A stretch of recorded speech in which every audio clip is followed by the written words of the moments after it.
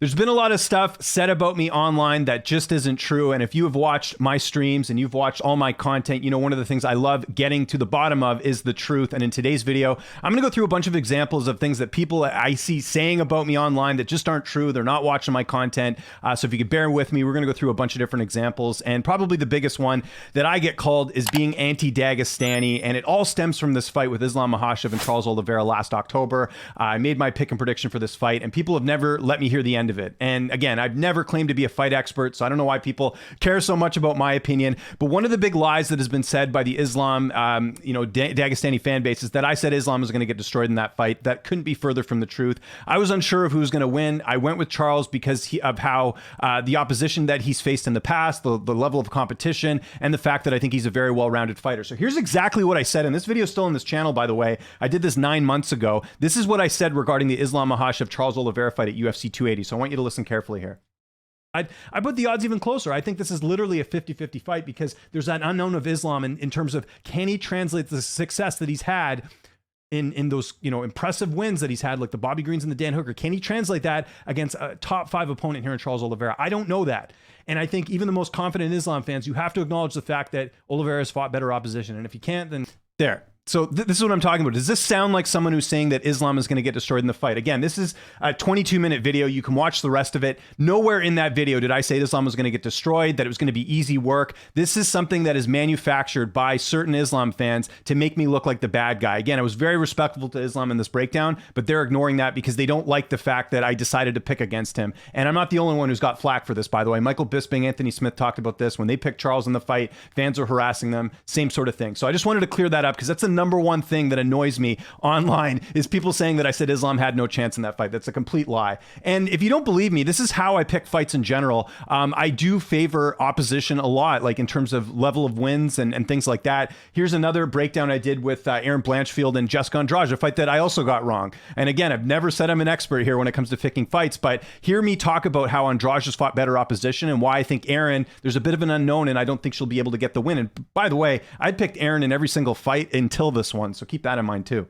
I think she's still one day going to be fighting for a title. I think there's things that she does that is very unique. I think she possesses the skill to potentially either fight for a title or be a contender. I still believe that. I just think this is such a huge step up. And, spoiler alert, had Santos fought Blanchfield, I was going with Santos. I don't know how you could pick Aaron. Again, Aaron's looked good. She's made improvements, but this is way too big of a jump from, even right now, going from Molly McCann to Jessica Andrade, that's like going from, I don't know. Anyways, you kind of get where I'm going with here. Same sort of deal. I had the same reasoning for picking Andrade over Aaron Blanchfield in that fight as I did with Islam. Now, obviously, Islam's looked more impressive, but the point I was trying to make is, going from a Dan Hooker to a Charles Oliveira, I thought was a bit of a step up, and that's why I gave a slight edge to Charles here. So I'm just explaining my reasoning for how I pick fights. If you've watched this channel, you know this already. I'm talking to the people who just want to selectively watch my content and make me up into some sort of enemy there in their head.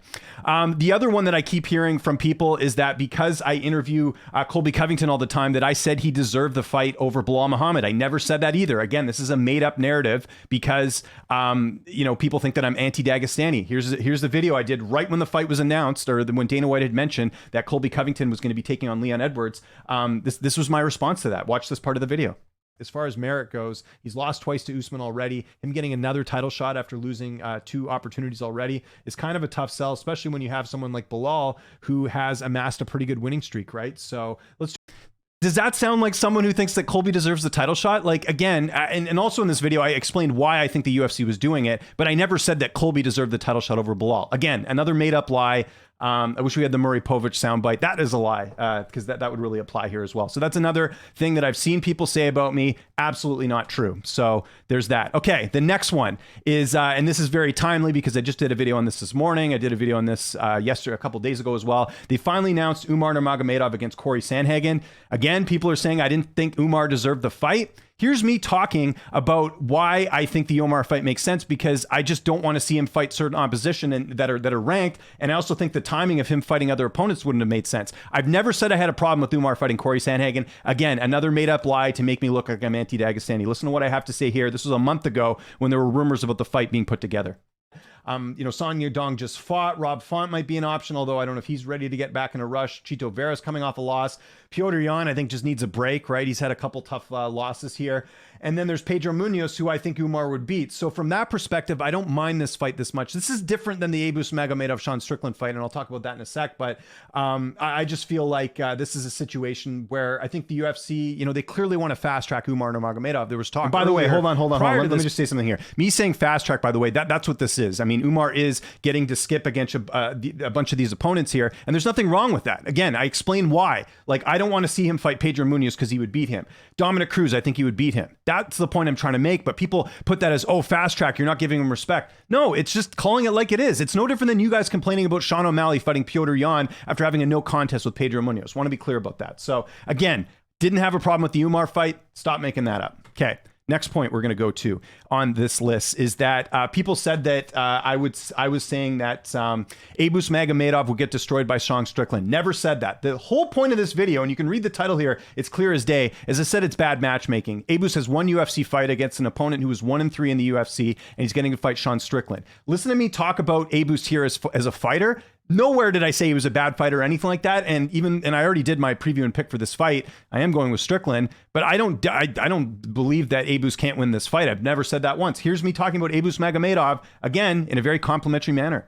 I think he's a very good fighter, but I also think this is not even a case of a guy who's undefeated and it's like, let's see what he can do. Like a Bo Nickel, right? That's a good example too. This would be like the equivalent of Bo Nickel got this fight, which I would be upset with, and I think other people would too, because why even have rankings? Now, look, I know the rankings aren't perfect. I know there's a lot of times they don't follow the rankings, but when you make fights like this, honestly, you might as well just take the page down and never reference it again. You might as well never put a number. But see, I never said anything bad about Abus. I was just talking about the rankings and how Abus had one fight and he's getting Strickland. Again, Abus could be called Ron Smith. I'd be saying the same thing, doing the exact same video, but people want to tie this in as being anti-Dagestani. It just so happens that in some of these situations, Dagestani fighters are involved. That's pretty much it. So again, never said Abus is going to get destroyed by Strickland. Stop making that up.